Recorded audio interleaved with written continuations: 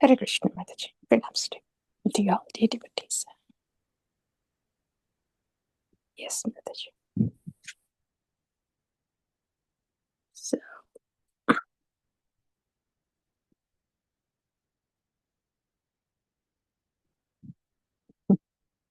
I was also actually thinking when Sanatana Goswami asked that question.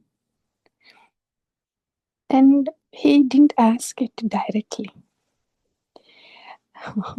he followed the protocol. He followed the protocol and said, see, this is Shastra, and this is what Shastra says, that so and so, if they meet this criteria, then they are Bhagavan, they are the avatar of in this Kaliyuga. So I am just putting this forward.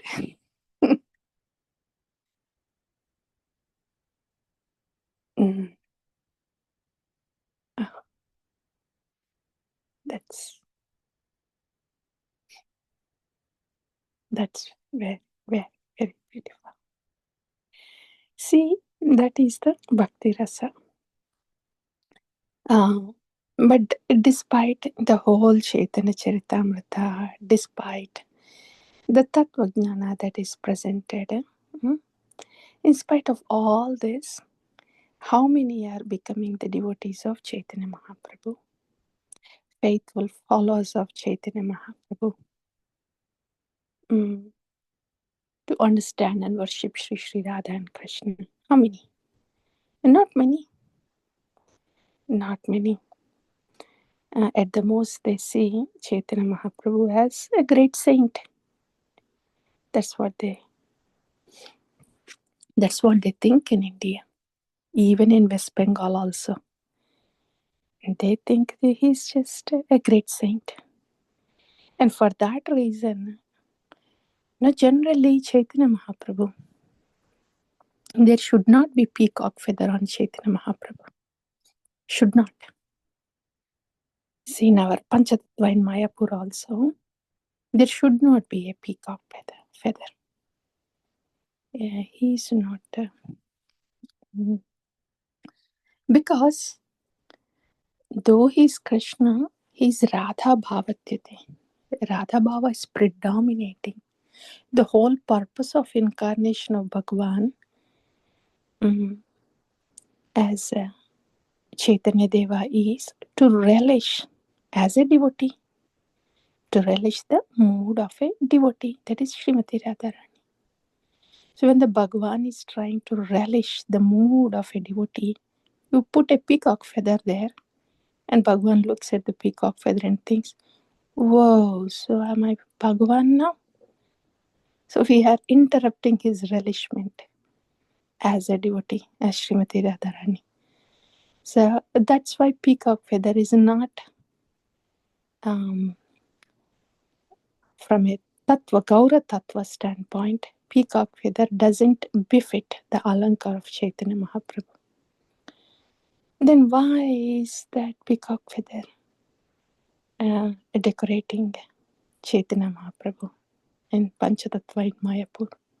So peacock feather wasn't there before. But later on, because nobody is realizing that Chaitanya Mahaprabhu is Krishna himself, other than the fortunate souls who are enlightened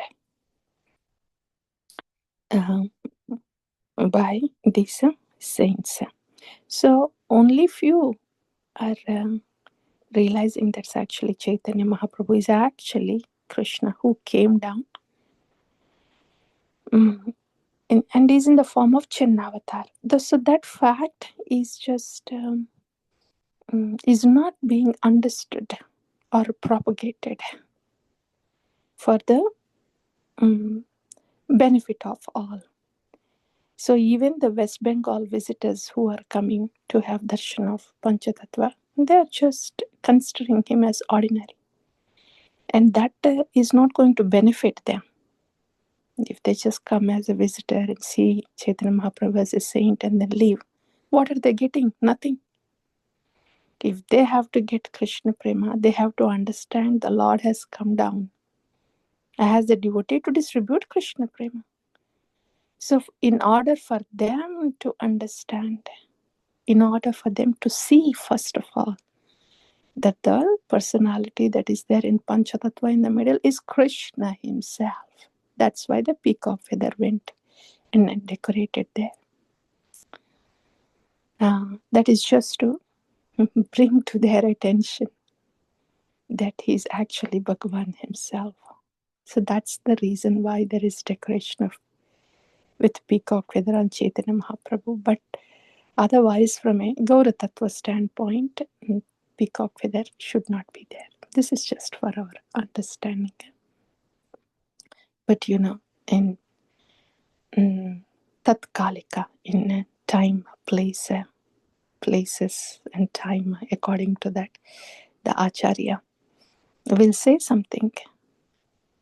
And so Srila Prabhupada said, okay, here, go ahead, put the feather here. Like that. So, yeah, that's Chaitanya Mahaprabhu who has come down. Yeah, so we were, so and the Bhakti Rasa was there, but even though there was Tattva, nobody was understanding that he's a Channavatara. That's one thing. Outsiders not understanding Channavatara. Sriman Mahaprabhu as Krishna. And that's why the peacock feather went as a decoration on the head. That okay. But even after initiation also, the Gaudiya Bhaktas, it may be easy to understand Krishna as Bhagavan because we have been hearing that. But in the beginning days, even after getting initiated, and even for a long time of practice of bhakti, the Gaura Tattva cannot be understood easily, even if initiated in the Gaudiya Sampradaya. Because Gauranga, the Gaura Tattva is understood only by Gauraprijana. Unless a devotee of Gauranga Mahaprabhu reveals the tattva of Gaura and reveals, speaks, reveals. Actually, more than speaks, reveals. When Gauraprijana speak, they not only speak about who Gaura is.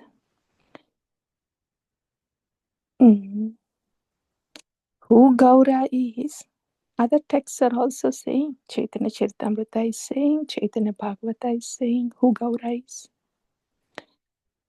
But those Gaurapriyajanas who has not only the knowledge of Gauranga Mahaprabhu, but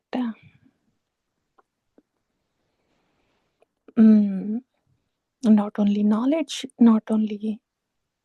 general knowledge about Gauranga Mahaprabhu can be there amongst the Gaudiya devotees. But the Gaura Tattva, the in-depth and expansive knowledge about Gaura Tattva, not many has that. Some has it. And so when they speak with that depth and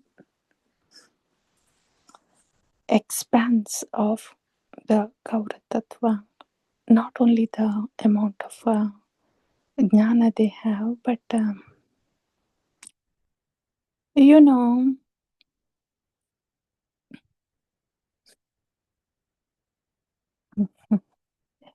Tene Brahma Hridayadi Kavi Muhyanti Yatsure. This transcendental knowledge is imparted into the heart. Even the transcendental personalities also can be transferred. transferred into the hearts. Like that.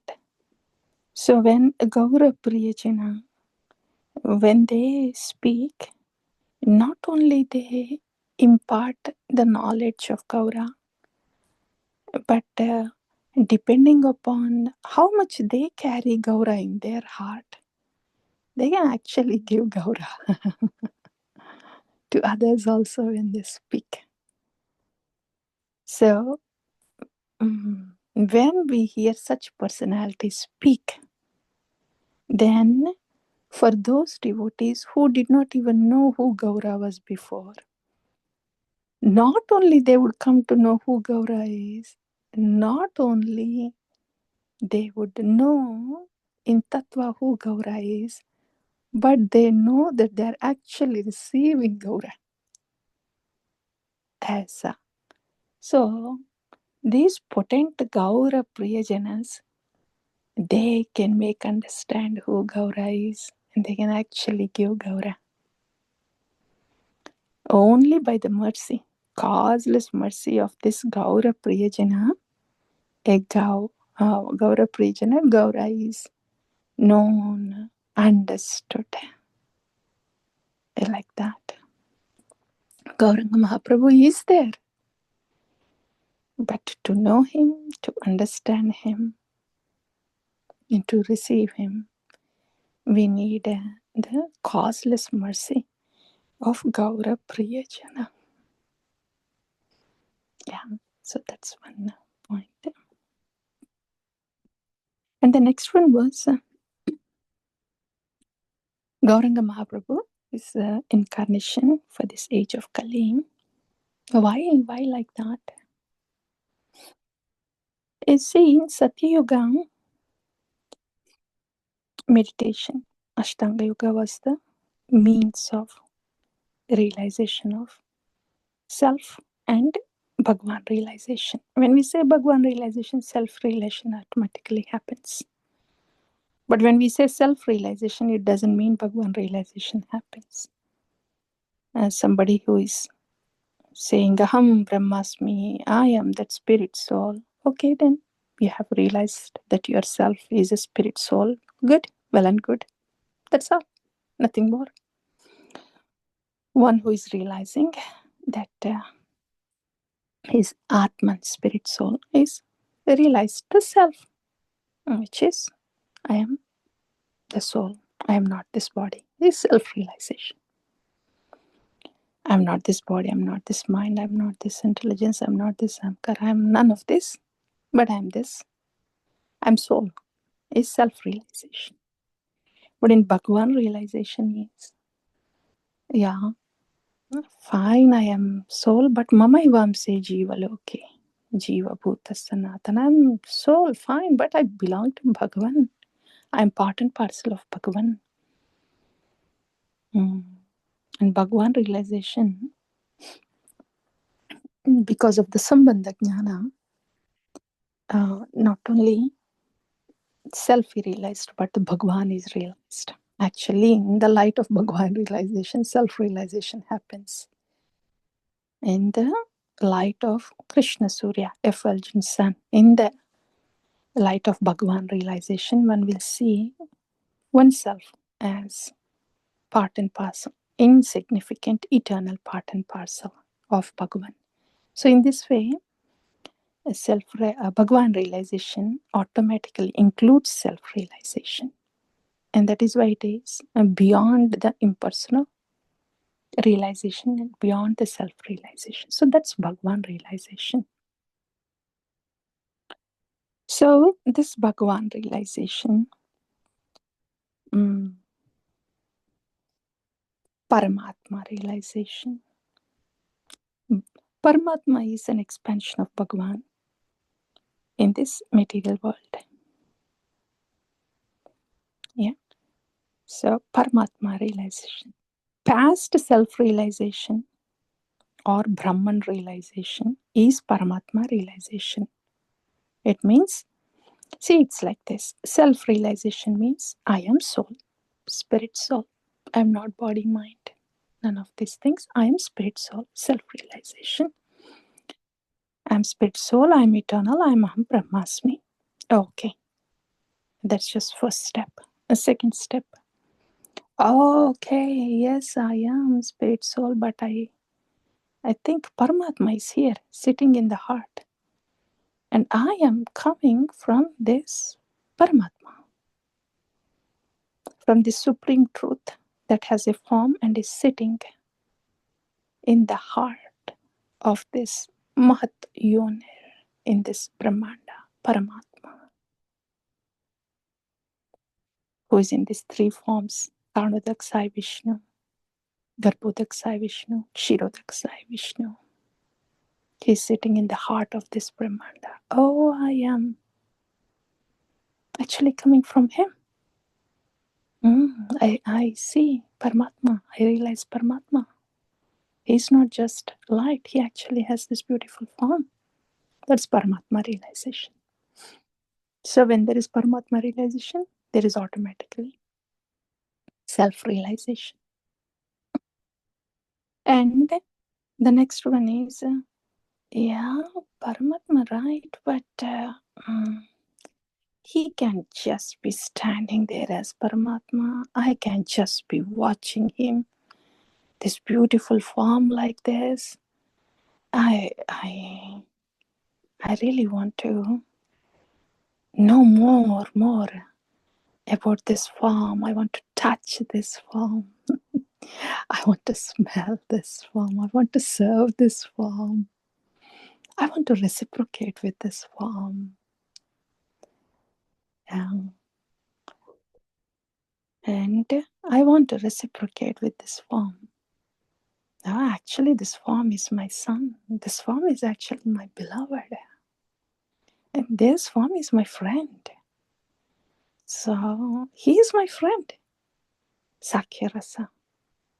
Yeah. Oh, he is my Swami and I want to worship him. He is my eternal master. Yeah. Dasya Rasa. Yeah, he is actually my son. Vatsalya Rasa. He is my beloved. That's Madhurya Rasa. Shringara Rasa. So any of these four rasas, when the jiva wants to reciprocate, have exchanges with,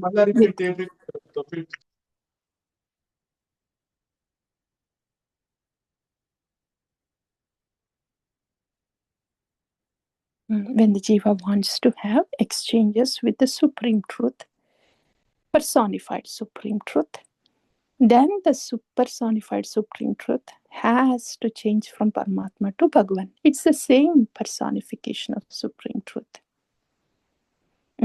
But when this supreme truth has to exchange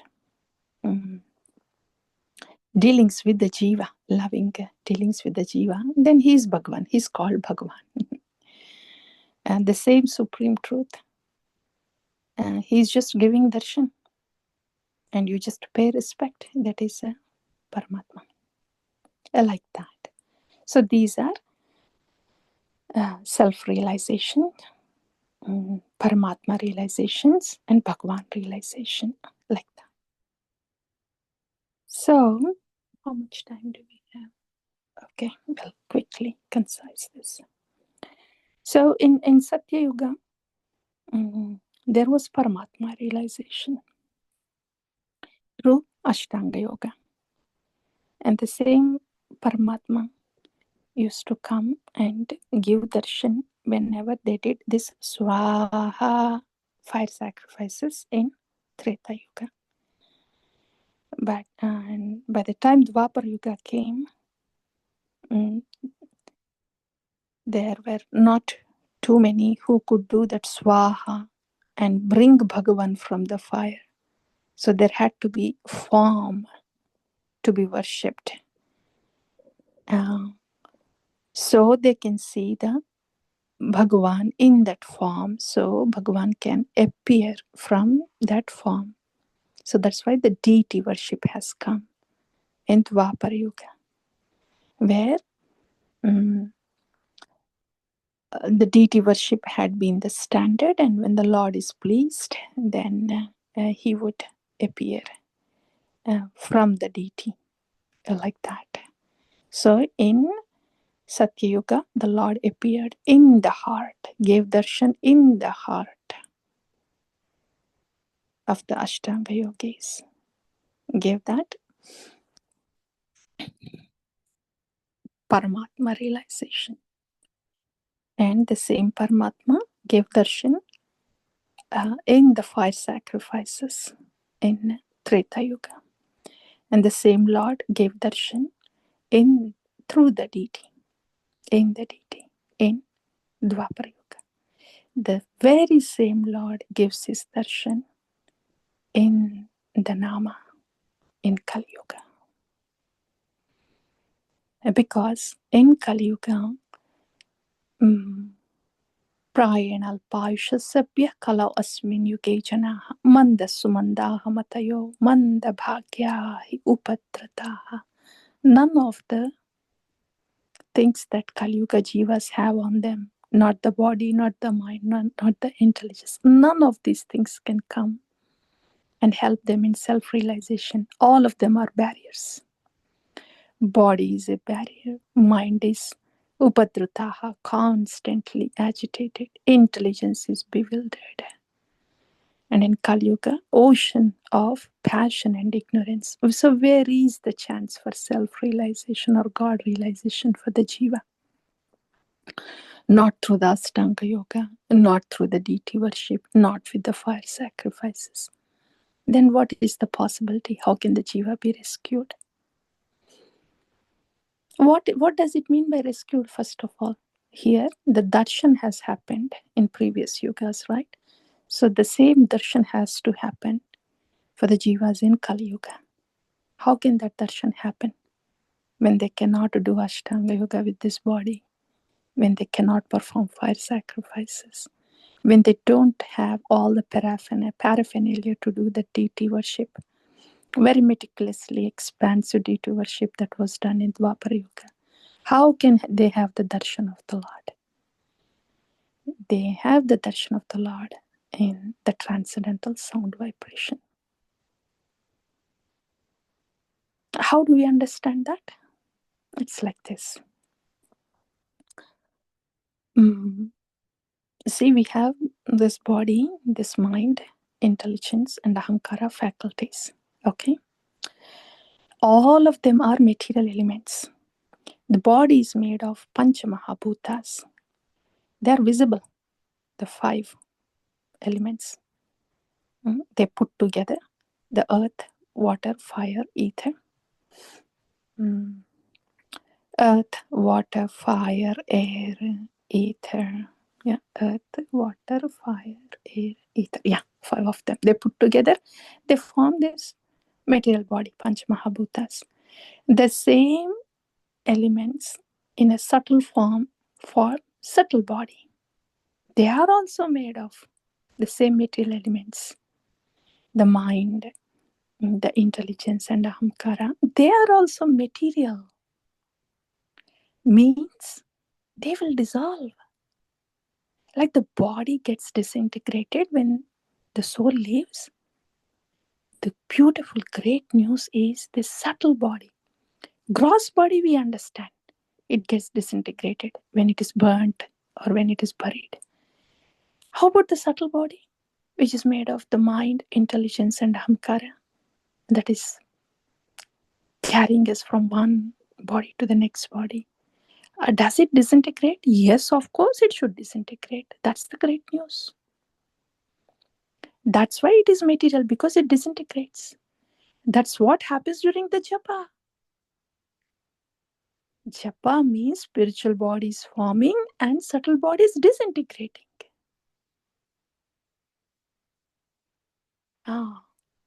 As the spiritual body is forming, then there is the darshan of Rupa of Bhagavan in the Nama. As the darshan of Rupa of Bhagavan in the Nama happens, our own Rupa is revealed.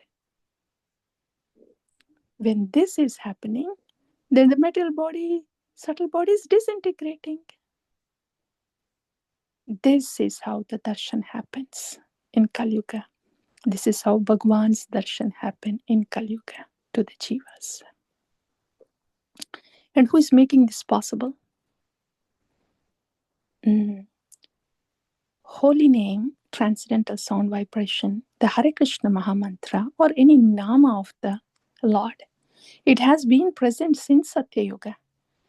Hare Krishna Mahamantra is present even in Satya Yuga also. Yeah. But it has been kevala-nama. Kevala-nama means the name of the Lord is transcendental. Transcendental means beyond the modes, and it has the ability to dissolve the subtle body. That's why it is called transcendental. Rest of the sound vibrations that we hear are within this material world. They go and sit in this subtle body and nourish this subtle body, this material body, and be a bondage. But the transcendental sound vibration, they enter into this subtle body to dissolve it, to free us from the entanglement. So that's why it's called transcendental sound vibration, not ordinary. Ordinary sound will entangle us in the subtle body, in this material world. But transcendental sound dissolves the subtle body, frees us from this material world. So that transcendental sound vibration dissolves the material body. That is kevala-nama, means liberation. There is no more subtle body. That has been the case in every yuga. What is it Gauranga Mahaprabhu is giving? It's not just kevala-nama. It's not just your subtle body is dissolved. You actually get a spiritual body. You actually get a specific spiritual body to offer specific service in a specific mood. That's what the nama that is brought by Gauranga Mahaprabhu. Prema-nama. That's why we hear that. Prema-nama. Golokera Premadana Harinama Sankirtana. That's the nama that Gauranga Mahaprabhu is giving. So, in this age of Kaliyuga, it's the holy name that gives that liberates the jiva. That is kevala-nama. But not only that, Gauranga Mahaprabhu is giving Prema-nama where the jiva can realize its spiritual form that's beyond realization. So all this is happening how? Through the sound vibration, transcendental sound vibration. Hare Krishna, Krishna Krishna, Hare Ram, Ram Ram, Hare Hare. Who is doing all this?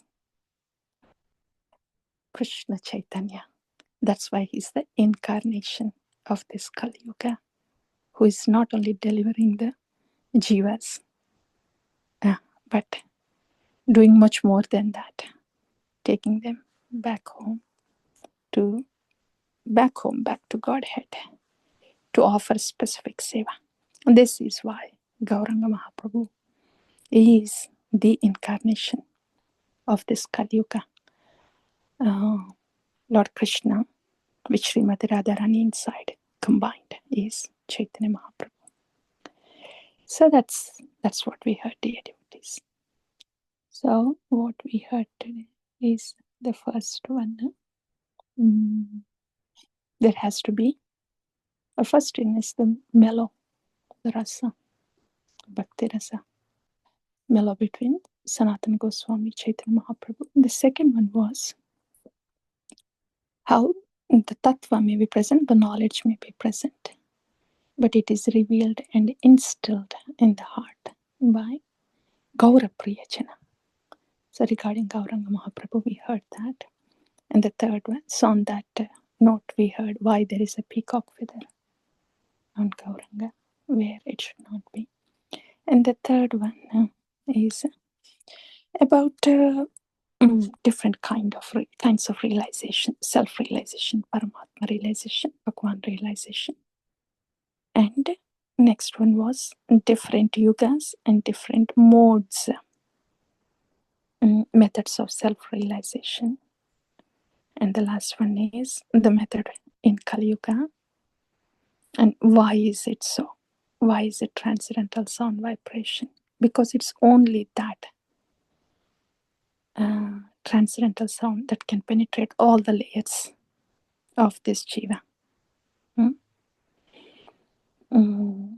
It's not through the fire, through the deity worship or Ashtanga Yoga. They cannot penetrate all these layers to liberate the jiva. So that's why it's a transcendental sound vibration, the holy name that gives liberation in Kaliyuga, but especially Gauranga Mahaprabhu through Prema-nama gives more than the liberation. So this is what we have heard today. That's all, Mataji. That's all, dear devotees. Thank you, thank you, thank you. Thank you so much, Mataji. I feel like publishing the good news that the Nama can not only dissolve the subtle body, publishing it on my heart actually, but it is giving us the spiritual body to receive, to do the specific service. Yes. So thank you so much, Mataji. I have two questions, Mataji. I'll just place it here, and then you can see, So, what is bhakti, Mataji? Bhakti is that I just serve you. I just take your name, whether you get revealed to me or not. Is that bhakti, or is this process and ultimately God gets revealed to us through this nama? What exactly is bhakti? I mean, I am asking it today, and it seems foolish, but yeah, that's what I'm thinking. The second thing is, as we heard that bhakti can only be received through the pure bhaktas who have bhakti in their heart. And I think I read it in one of the communication that we can get it only from the living sadhus, living guru. So by hearing the living gurus who have bhakti in their heart. So I was little bit confused, Mataji, that if we don't hear our Gurujanas, living gurus, that means we are never going to get bhakti. Okay. Those are the two questions? Yes, Mataji. Okay, a quick answer, sir. Bhakti is revelation of our divine relationship with Bhagavan. Okay? And that's done by the representative of Bhagavan, who is Acharya Bhagavan. So it's already existing. It just needs to be revealed. That's all. Everything is covered in that.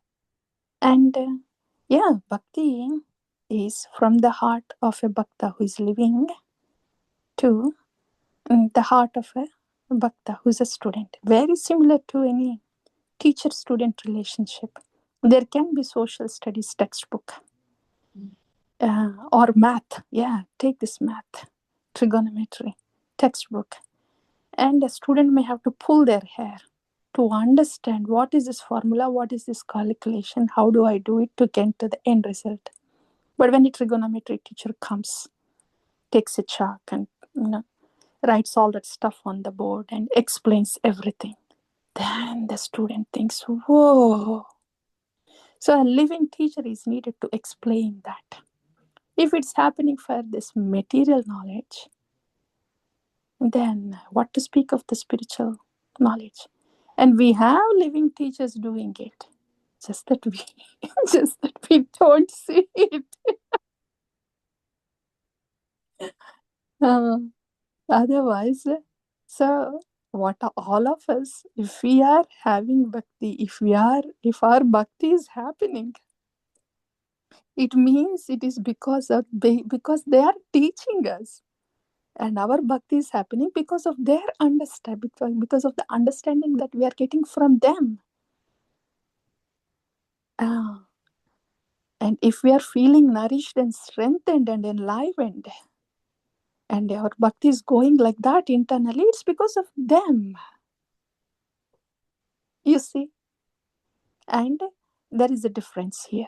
Yeah, I kind of hear, I read Srila Prabhupada books, I hear a little bit here and there, and I do my service, and my bhakti is also happening. That is also happening. It is very similar to the studies, you see. When somebody gets into the university, a teacher is teaching. And how are these students receiving? It's the same teacher. It's the same teacher. But why is it some teachers are, some students are toppers and they just get it when the teacher speaks and they are like, oh, you're a wonderful teacher, man. I didn't get this before. But when you explained, I got it. Some students are like that. Some, they just fail the class. And some are like, okay, I think I got it. So it's just the difference in the students. But the teacher is there in the classroom doing his job or her job. In the same way, we have devotees, we have bhaktas, pure hearted devotees, realized souls. They are speaking. And it depends on us how realized and pure I am, that I can actually see that the teacher is speaking and I'm getting from the teacher. Is on us, upon us.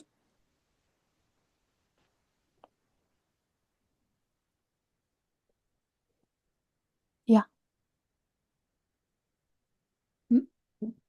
Can we give bhakti if we are understanding through the toppers of the class?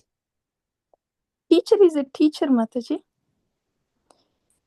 Teacher is a teacher who is explaining how to solve the problem. Algebra, whatever problem is there. And we don't know how to solve the problem. But whoever is coming and saying, this is how you solve the problem, then that's a teacher. If the teacher is a topper teacher or a professor teacher or whatever teacher is a teacher, not a student. Definitely not a student. He or she is a teacher because he or she is giving a solution. Like that. Something, one teacher may not give a solution for for all the problems. Then that teacher can go to head teacher or professor teacher or whoever the other teacher. But the teacher is a teacher for a student. Like that. Okay. Yeah, very similar to this. Yeah. When the student learns the math, then when they get this, their problem solved, then they know, okay, the problem is solved by the teacher. But the teacher or the student also knows, if the teacher in this classroom doesn't know, if the teacher in this school doesn't know, then that teacher who wrote this textbook, whoever it is, they have everything. The concept of the teacher is there, right? Like that. The concept of teacher is there. The faculty of teaching is there. So-called hierarchy is there. Not hierarchy, that's merciful help. The same thing here, the Guru Parampara, the Guru Tattva. Like that. Okay, Mataji. Right? Yes. Thank you, Mataji. Thank you for explaining. Thank you. Dear devotees, if anyone has any comment, I mean, it's already late, but if you have a quick comment, you can go ahead, please. Hare Krishna Mataji. Just to add, just 1 minute. Yeah, like how we have heard that when Sanatana Goswami has asked or mentioned about Chaitanya Mahaprabhu being an incarnation of God or not, Chaitanya Mahaprabhu was silent. We have to understand today that the living entity of Guru Tattva is our Ujjvala Mataji, even though she's not admitting that she's she is that. So this is how I understood, and this is how we all have to understand. Thank you, Mataji. Hare Krishna. Actually, maybe I will make a comment on that from a tattva standpoint. Yeah. See, the same example of teacher thing. When a student is really grateful, their heart is really filled with gratitude. Even when a simple solution is solved, because the student was looking for that solution to be solved, and if that solution is happened to be solved by a local teacher, then of course, the teaching, as we just heard, the teaching faculty is there, teaching system is there, different hierarchy is there. That is there. But it just speaks how grateful that student is to the whole teaching system, the teaching parampara, the teaching faculty. They like that. So it's a similar thing. But yes, Mataji. Yes, please. Yeah. I feel the same way too. You are actually voicing, Mataji. All of you, I know you are voicing. I don't know. I feel myself, I'm like, how much should I voice? I want to cry. I want to loudly shout and say, thank you. I am sold out to you. I always feel like that. So I know what you're feeling. I am also feeling like that. We are sold out to our Gurujana. Yes, Mataji. Yeah. Thank you, Mataji. Can we go to the shloka? Yes, please. Yeah.